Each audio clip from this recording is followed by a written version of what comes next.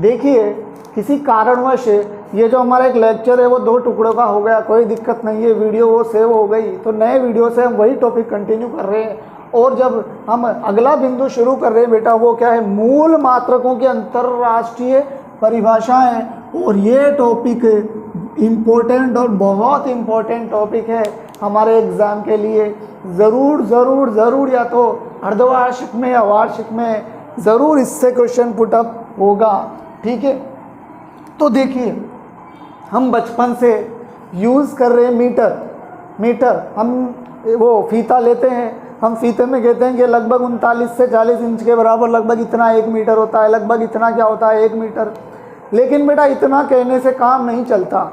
Exact 1 metre कैसे बना, उसे कैसे फिक्स किया कि इसे हम 1 मीटर बोलेंगे, उस हर चीज़ के पीछे एक कहानी होती है।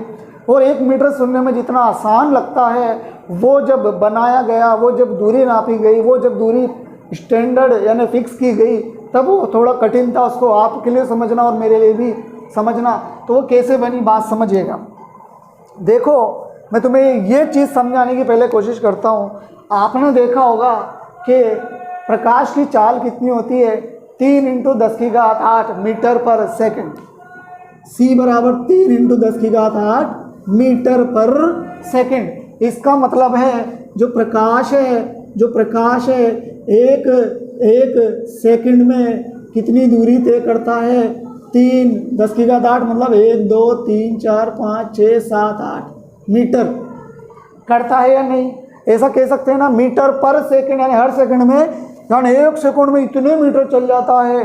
कितने इकाई, दाई, सैकड़ा, हजार, 10,000, लाख, 10 लाख, करोड़, 10 करोड़, 30 करोड़ मीटर। अगर किलोमीटर में बोले 3 0 हटा दो, 1 2 3 4 5 6, 30 लाख किलोमीटर चल जाता है। लेकिन बेटा ये बच्चों को पढ़ाने के लिए इजी किया गया है, ये वैल्यू फिक्स नहीं है। मैं फिक्स वैल्यू बताता हूँ। देखिए ये अंक दिख रहे हैं आपको, 299, 792, 458, ठीक।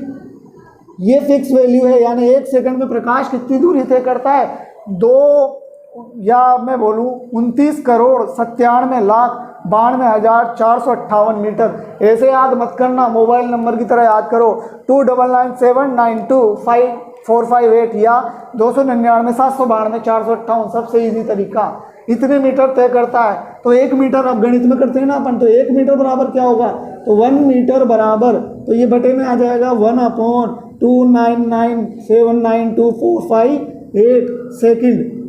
यानी 1 सेकंड में कितनी दूरी तय करता है, यानी 1 बटा इतने सेकंड में प्रकाश कितने मीटर दूरी तय करता है, 1 मीटर। तो यही इसकी क्या है, अंतरराष्ट्रीय परिभाषा। समझ में नहीं आए फिर आंसर को कॉल कर लेना फटाफट, कोई दिक्कत नहीं है, मैं पढ़ाऊंगा आपको। देखो अब इसको परिभाषित करेंगे। प्रकाश द्वारा निर्वात में, बेटा अंतरिक्ष में, वायु में भी नहीं, वायु में ही फर्क पड़ जाता है। प्रकाश द्वारा निर्वात में 1 सेकंड के, 1 सेकंड में नहीं, 1 सेकंड के 299,792,458 भाग। तो इसको अपन लिखते कैसे हैं, 1 सेकंड का इतना भाग, यानी 1 बटा इतना सेकंड। सेकंड का कितना हिस्सा, 30 करोड़वां हिस्सा। 1 सेकंड का 30 करोड़ टुकड़े कर दो, तो 1 सेकंड का इतना, वहाँ इतने में भाग में जो तय दूरी होती है वो कितनी होती है, 1 मीटर। वो कितनी होती है, 1 मीटर। प्रकाश द्वारा निर्वात में 1 सेकंड के 299,792,458 सेकंड में तय की गई दूरी 1 मीटर होती है। प्रकाश द्वारा निर्वात में 1 सेकंड के 299,792,458 सेकंड में तय की गई जो प्रकाश की दूरी है वो 1 मीटर होती है। इसको रट लेना, ये वेरी इंपॉर्टेंट है, ये वेरी स्टार यानी वेरी इंपॉर्टेंट है, आपको याद होना चाहिए, रटना भी पड़ेगा कुछ बातें। अब ये कैसे समझाऊं मैं, ये अंक थोड़ी याद करना पड़ेगा ना ये तो। चलो मैं बात करता हूँ नेक्स्ट इम्पोर्टेंट डेफिनेशन की जो एसआई ने दी। अब हम 1 किलोग्राम की पूछा, आपको कि मार साहब बाट ले आओ सब्जी की दुकान से, वही 1 किलोग्राम है। अरे बेवकूफ़ो, इतना आसान है क्या 1 किलोग्राम को निर्धारित करना। सुनो, फ्रांस के पेरिस के पास एक शहर है सेवरिस। देखो एनसीईआरटी बहुत तगड़ी किताब है, एनसीईआरटी इतनी सी गलती नहीं होने देती अपने अंदर और परफेक्ट चीज़ आपको बताएगी। तो ये डेफिनेशन मैंने लास्ट ईयर की बुक को छोड़ के एनसीईआरटी से लिखी है। पहले क्यों लिख दी, आपको केवल मुझे समझाना है और आप इसको लिख लेना। देखो, फ्रांस के पेरिस के पास सेवरिस शहर है, वहाँ है अंतर्राष्ट्रीय नाप तोल ब्यूरो, इंटरनेशनल मेजरमेंट एंड तोल को क्या बोलते हैं मेरे को ध्यान नहीं आ रहा, अंतर्राष्ट्रीय नाप तोल ब्यूरो में रखे। अब सुनो, वहाँ एक बेलन रखा हुआ है, वहाँ क्या रखा हुआ है, एक बेलन। बेटा उस बेलन को शानदार मशीनों के अंदर रख रखा है ताकि वो खराब ना हो और उसका वजन नहीं बदले। तो एक बेलन रख रखा है, वो बेलन किसका बना है, वो बना है बेटा प्लेटिनम प्लस इरिडियम मिश्र धातु का। प्लेटिनम और इरिडियम IR, ये दो धातुएं हैं, इन धातुओं को मिलाकर एक मिश्र धातु बनाई गई।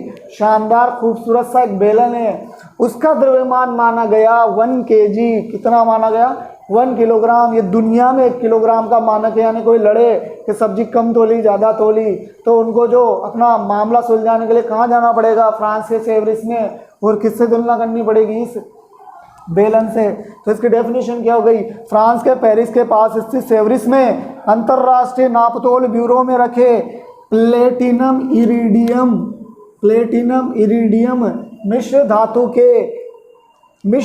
के विशेष बेलन का भार कितना है, 1 किलोग्राम है। तो you know that varies from this 1 kg there is a cylinder in several, ठीक है, विच मेड बाय मिश्र धातु विच मेड बाय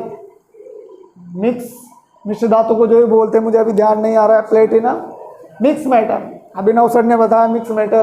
तो देखो मिक्स मैटर बोलते नहीं होंगे, कुछ और बोलते होंगे, पर हम फिलहाल कर देते हैं मिक्स मैटर प्लेटिनम इरिडियम से जो बना भार है वो कितना है, भार नहीं सॉरी आई एम सॉरी, भार अलग होता है, वेट द्रव्यमान, बेलन का द्रव्यमान, किलोग्राम द्रव्यमान का मात्रक कितना होता है बेटा, 1 किलोग्राम। चलो अब आगे बढ़ते हैं। ये इंटरनेशनल परिभाषा नहीं है, लेकिन ये भी किसकी डेफिनेशन है, 1 किलोग्राम की, और एग्जाम्स में पूछ ली जाती है। क्या, वो सुनो, 4 डिग्री सेंटीग्रेड पर 1 लीटर जल का जो द्रव्यमान होता है वो भी कितना होता है, 1 kg, यानी किसके बराबर, प्लेटिनम इरिडियम के इस टुकड़े के बराबर। तो 4 डिग्री सेंटीग्रेड पर 1 लीटर जल का द्रव्यमान में कितना होता है। एग्जाम्स में जो चीज़ पूछी जाएगी आपसे, एग्जाम में आपको ये ध्यान रखना है किस टेम्परेचर पे बच्चे को यही याद नहीं रहता, वो लिख देता है 0 डिग्री।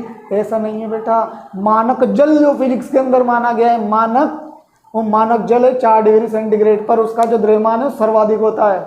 याद रखना, जल का द्रव्यमान सर्वाधिक होता है 4 डिग्री सेंटीग्रेड पर। चलो आगे बढ़ते हैं। अब बात करते हैं 1 सेकंड की। किसकी बात करते हैं, 1 सेकंड की। 1 सेकंड बहुत ही कठिन परिभाषा है, इसको फटाफट याद कर लेना, रट लेना, आपको बिल्कुल रटनी पड़ेगी। बहुत हाई लेवल की 1 सेकंड की परिभाषा है। वो क्या है, वो सुनो। 1 सेकंड वह समय है जिसमें अपने मूल स्तर में सीजियम 133 जो परमाणु होता है वो इतने सारे कंपन करता है। बात समझो, 1 सेकंड वह समय जिसमें अपने मूल स्तर में सीजियम 133 परमाणु 9192 T31 770 कंपन करता है। तो आप डायरेक्ट याद कर लो, ये मान लो ये सीजियम 133 है, सीजियम इसका परमाणु द्रव्यमान संख्या क्या है, 133 परमाणु जो है वो अपने मूल स्तर में इतने कंपन करता है। 1 सेकंड माना गया है बेटा इसको। सुनो कितनी मुश्किल में इसकी डेफिनेशन बनाई होगी। तो ये आपको सबसे इंपॉर्टेंट ये तीनों ही है, बाकी तो फॉर्मेलिटी है। तो सबसे पहले तीनों लिख लो, कर लो, समझ लो, याद भी कर लो, मैं बाकी देखता हूँ। टाइम बताओ।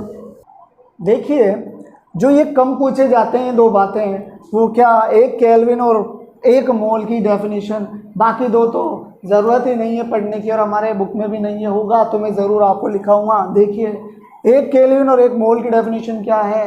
डेफिनेशंस बनाना बहुत कठिन काम था, हमारा काम है इन्हें सीधे याद रखना। बेटा इन्हें सीधे ही याद रखा जाता है, याद रखिएगा। तो क्या है, 1 केल्विन वह ताप है जो जल के त्रिक बिंदु पर ऊष्मागतिक ताप का इतना भाग होता है। देखो पूरी बात में आप समझ नहीं पाओगे, और मैं जब आपको थर्मोडायनेमिक्स थोड़ी बहुत पढ़ाऊंगा जब आपको बात समझ में आएगी। अभी मैं केवल आपको बता देता हूँ कि त्रिक बिंदु क्या है। बेटा त्रिक बिंदु भौतिकी की ऊष्मागतिक जो भाग है, जो पोर्शन है, उसके अंदर एक भौतिक राशि बनाई गई है त्रिक बिंदु। त्रिक बिंदु वह अवस्था है, इसे आप अवस्था कह सकते हो, जब कोई पदार्थ ठोस, द्रव, गैस तीनों अवस्था में होता है। देखो कितनी मजे की बात है, मान लो ये एक पदार्थ है और ये अपने किस बिंदु पर है, त्रिक बिंदु। तो त्रिक बिंदु वैसे टेम्परेचर होता है, ताप होता है, मान लो -273 केल्विन, -273 डिग्री सेंटीग्रेड। तो ये उसका मान लो क्या है, त्रिक बिंदु ताप होता है बेटा। तो इसके अंदर ये जो मैटर है ये इसी समय ठोस भी होगा, इसी समय गैस भी होगा और इसी समय क्या होगा, द्रव। तो आपने जिंदगी में ऐसी चीज़ नहीं देखी होगी कि कोई वस्तु एक ही समय ठोस, द्रव, गैस तीनों हो, तो वह बिंदु वो तापमान क्या कहलाता है, त्रिक बिंदु। तो 1 केल्विन वह ताप है जो जल के त्रिक बिंदु पर जो ताप होता है, ऊष्मागतिक ताप, उसका 1/273.15वां भाग है। तो उसका कुछ ना कुछ ताप होगा, उसका इतना भाग क्या कहलाता है, 1 केल्विन के बराबर। और मैं बात करूं 1 मोल की, 1 मोल पदार्थ की वह मात्रा है जिसमें मूल अवयवों की संख्या उतनी होती है जितनी कार्बन 12 के 0.012 किलोग्राम में जो कार्बन परमाणु की संख्या होती है। जैसे यहाँ क्या लिखा, मूल अवयव। बेटा मूल अवयव याद रखिएगा, परमाणु भी हम गिनते हैं मूल अवयवों में, और कभी कभी अणुओं को भी हम किसमें गिना करते हैं, मूल अवयवों में। इसलिए यहाँ हमने न तो परमाणु लिखा ना अणु लिखा, क्या लिख दिया, मूल अवयवों। तो 1 मोल पदार्थ की वह मात्रा है जिसमें जो मूल अवयव है उनकी संख्या कितनी होती है वो फिक्स कर दी। कार्बन 12 का टुकड़ा ले लो, उसका कितना ग्राम ले लो, उसमें कार्बन गिन लो, उतनी होती है। फॉर एग्जाम्पल अवोगाद्रो संख्या 6.022 × 10⁻23। तो इस तरह की बातें हैं। ये 5 परिभाषाएं आप याद कर लेना, रट लेना, मैं पूछ भी सकता हूँ। बेटा आज की क्लास में इतना, ये दोनों क्लासें आप एक साथ पढ़िए। Thank you.